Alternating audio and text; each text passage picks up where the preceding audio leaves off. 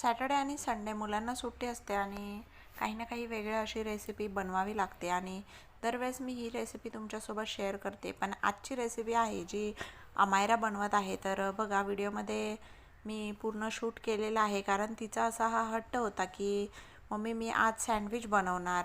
आणि सँडविचसाठी काकडी नव्हती तरीही तिने हा हट्ट केला आणि मग काय स्वतःच कांदा आणि टोमॅटो कट करून घेतले आणि हे सँडविच बनवायला सुरुवात केली. आता तुम्ही वाईट कमेंट करू नका आणि अमायरासाठी एक लाईक तर करा, कारण की हा तिचा असा हट्ट होता की मम्मी मी रेसिपी बनवते आणि तू व्हिडिओ शूट कर. आणि बघा किती छान पद्धतीने तिने हे सँडविच बनवलेलं आहे. कसं वाटलं तुम्हाला नक्की कमेंट करा आणि जरा छान छान कमेंट करा, जेणेकरून ती अजूनही अशा छान छान रेसिपी बनवेल.